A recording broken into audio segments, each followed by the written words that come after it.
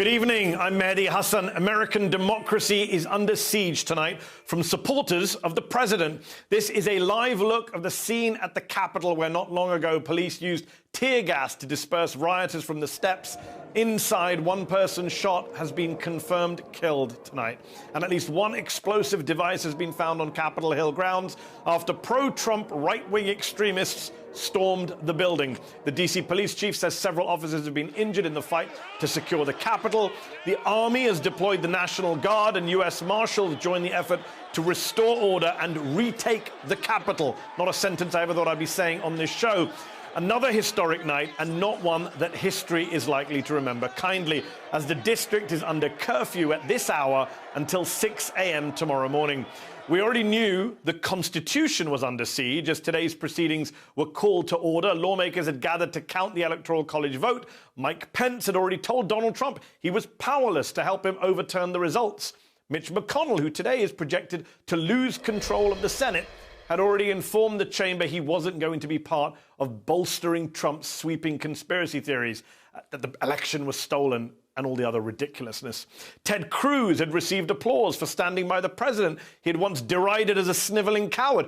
All was going according to script so far, but then Mike Pence was ushered from the chamber and taken to a secure location along with Chuck Grassley, who is third in line to the presidency. And the situation quickly devolved from there into chaos as the rioters established a foothold inside the Capitol. Members of the House were told to put on gas masks and crouch behind their seats as the pro-Trump protesters clashed with police. Astonishing scenes. Guns were drawn as protesters tried to break down the barricaded door to the chamber. Astonishing. The rest of the senators were successfully evacuated to a secure location and are considering continuing their vote count from there. We'll see how many Republicans still dissent when they no longer have the luxury of doing it in front of the television cameras. Senator Jeff Merkley says the Electoral College ballots were saved from being burned by the mob by level-headed floor staff who grabbed them as they fled from the chamber. Speaker Pelosi says the House will reconvene tonight once the Capitol is cleared for use. Let's be clear. The president incited this attack on the Capitol. At a rally beforehand, he fanned the flames of their anger, only to later belatedly, half-heartedly try and douse them by releasing a video message, which we're not going to promote, we're not going to show to you, in which he encouraged the mob at the Capitol to disperse, but, by praising them and sharing more false and unsubstantiated claims that he'd won the election. This is what he said. He said, "We love you. You're very special." Those comments will go down alongside very fine people on both sides. The outgoing president starting and finishing his presidency by heaping praise on violent far-right extremists. His replacement, President-elect Joe Biden, said enough is enough. Our democracy is under an unprecedented assault, unlike anything we've seen in modern times. An assault on the citadel of liberty, the Capitol itself. An assault on the people's representatives and the Capitol Hill police, sworn to protect them, and the public servants who work at the heart of our republic. An assault on the rule of law like few times we've ever seen it. This is not dissent. It's disorder. It's chaos. It borders on sedition. And it must end now. There is talk tonight from some House Democrats of invoking the 25th Amendment so that Mike Pence serves out the remaining 2 weeks of Donald Trump's presidency, or even new articles of impeachment. The New York Times reports that it was Pence who ordered the National Guard deployed, not Trump. But of course, the first priority is keeping lawmakers safe. One of the people who was caught in that madness today was Representative Brad Sherman. He represents California's 30th District. Congressman, thank you for joining me. We're very glad you're safe. Thank you for coming on the show. What is going on Capitol Hill right now? Well, right now we are going to reconvene, I believe, in about 2 hours. We are going to go through the process. I don't expect the Republicans to fail to challenge Georgia or Arizona or Pennsylvania. So I expect that we're in for about a 20-hour process, delayed a few hours by thugs who were trying to disrupt democracy. And can you describe, Congressman, what it was like to be in that building this afternoon, a place so hallowed, so much history behind it, basically desecrated by people who claim to love America? The temple of democracy was desecrated. To see tear gas in the rotunda, to see the Senate floor invaded, to see men with drawn pistols defending the House floor. I never thought I'd see it. It's you have the world's only superpower losing sovereignty over its Capitol building. That hasn't happened since the War of 1812. I also think we saw the death of the Republican Party today. I think its cause of death was suicide, and the method of suicide was dismemberment. I don't see how this Republican Party can hold on to the extreme Trump cult-like figures at one wing and the Mitch McConnell's Mitt Romney on the other wing, and fly as a unified party. We may have seen the end of the two-party system here today. Those are strong words, I know, from a congressman like yourself. What comes in its place? Because these scenes that we're seeing, these people that we saw today, they're not going away. And yes, there was only a few thousand there today. It wasn't millions of people. But 70 million plus people voted for Donald Trump, many of whom believe the election was stolen, which it wasn't, of course. And you have the president himself inciting this today. I mean, when he went down there in D.C. to speak, and when he was saying we need to take back and use strength and not give up and all the other nonsense, I mean, that led directly to this, did it not? I think it did. And then when the rioting and insurrection went forward, the president first did nothing. Then he put out a tweet that said, be peaceful and respect the police, but implied in that was occupy the Capitol, don't don't kill anybody. And then finally, he put out this video, which included the words go home, but sandwiched around that was so many false statements about the election being stolen, designed to to whip up his cult-like followers, and then of course he calls them wonderful people. And as you said in your opening, just like his statement about the Klansmen in Virginia. So it's. Donald Trump has got to take responsibility for this. He caused it to happen. It didn't end it. Do you, Congressman, do you feel safe right now, secure? I do. I expect that they will be able to certify that all of the Capitol is secure, not the outside, but the inside of the buildings, which are then connected by tunnels. When I came to work this morning, I thought I was in for 20 hours of what I would call Michigas craziness of these challenges, baseless as they are, to the votes of Arizona, Georgia, and Pennsylvania. Well, but what I didn't, and I thought that there'd be lots of crazy people outside screaming. What I did not expect was to breach the perimeter, which is protected by very serious armed security. I've never imagined that it could be breached, but it was.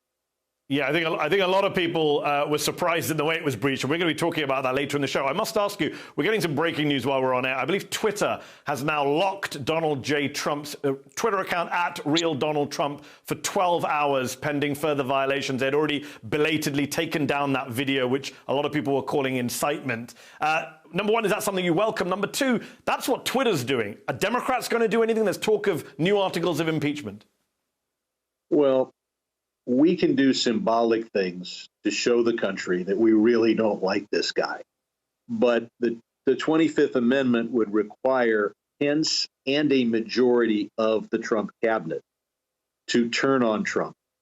And I see no evidence of that happening. I can't name any one of them who's even thinking about it.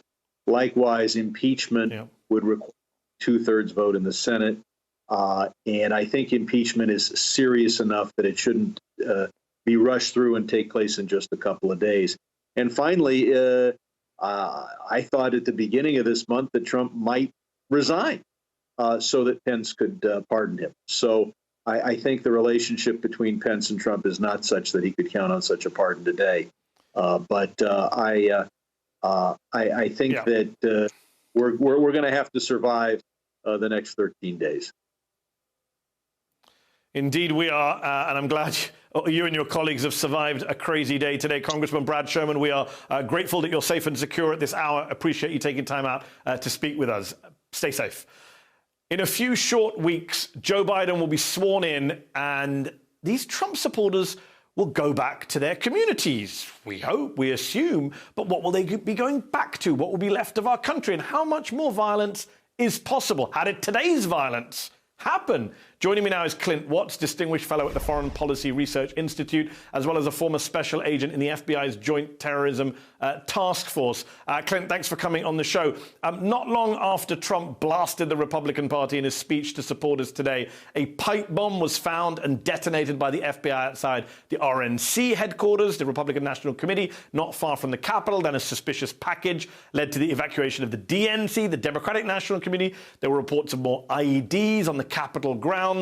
At the moment, I think the FBI is saying that they found, quote, 2 suspicious explosive devices. I have to ask, does this count as domestic terrorism? This was your purview at one time.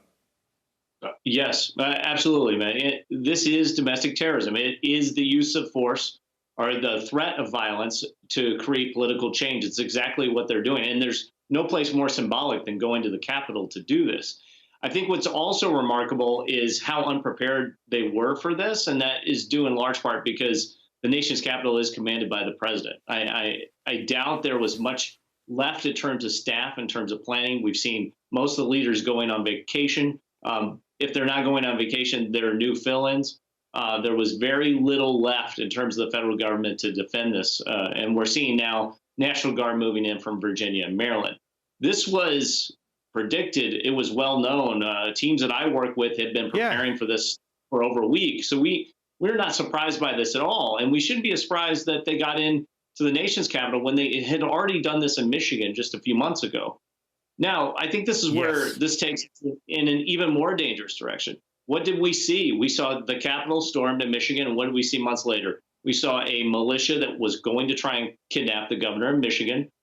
Some of the members that were part of that plot were at the Michigan State Capitol. So when you look at once the transfer of power happens here, I think what we're going to see going forward is a domestic terrorism situation like we've not seen inside this country probably in centuries. I can't imagine any time in recent history. And look at some of the people that are agitators or part of this. They were people that were pardoned by the president today. Who did you see there? Who did you see there last night? Mike Flynn, Roger Stone, all of the usual instigators that are there. And what do these people do? They're agitators, and they have been talking about what? QAnon, Civil War, Second Civil War. So no, I don't think we'll see a mass army break out in the United States. But I would tell people to remind themselves of the 1990s in this country, which was a much more peaceful time. And we had things like the Atlanta Olympic bombing. We had the Timothy McVeigh bombing in Oklahoma City. We had several other domestic terrorism incidents. I don't see how this movement, if we've got this many people showing up and storming into the Capitol, for them, today is a victory in many ways. When you go to their social media feeds, this is a victory. So I think this is what we really got to be focused on, coming out of January. And Clint, you mentioned rightly some of those episodes from the 90s. Of course, the 1990s was a time when Oklahoma City happened. Bill Clinton comes out and gives a very powerful address to try and tamp down tensions, to try and unite the nation. Here we have a president who's doing the exact opposite. He's inciting the domestic terrorism. It's an amazing sentence to even say, a president inciting terrorism. Tonight, Richard Burr, I believe, Senator Richard Burr, Republican senator, former Intel Committee chair, is saying Donald Trump bears responsibility for today's events. That being the case, What happens when he's out of office and he continues inciting violence? Is there any legal channels available to people to try and stop him from doing that? This is the weird phenomenon where we have two codes for terrorism in the United States. We have international terrorism, which is really governed by designation of foreign terrorist organizations or foreign terrorists, which goes by the national security guidelines, a totally different rule book. Domestic terrorism, it is not generally enforced the same way. It's usually based on criminal codes. Some people would argue that that's a strength, that we have just criminal codes, we pursue it as a conspiracy kind of case. However, this is where it gets weird. If you remember back during the War on Terror years, we used to worry about a guy named Anwar al-Awlaki, right? An American, and he would incite violence. He would say, this is a target. I want you to show up to it, or I think you should show up to it if you were going to do something. Or have you ever considered, using violence in defense of Islam? And he would float these ideas out there. That was seen as incitement to terrorism or incitement to violence. There's almost no difference here other than the religion and the political philosophy from what we're hearing these individuals say that are the leaders of the Trump movement. I'm so glad you said that in that very precise way, Clint, because the other point is not just there's no difference in terms of kind of the religion and the identity. I mean, I have to point out, for people of color watching today's performance of the Capitol Police, there's a lot of questions, as you know.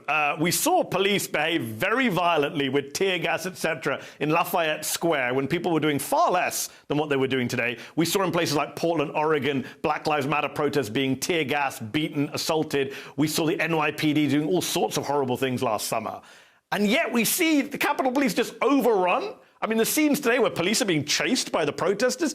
I mean, it looks like a double standard to me. Am I wrong? It is a double standard. Absolutely.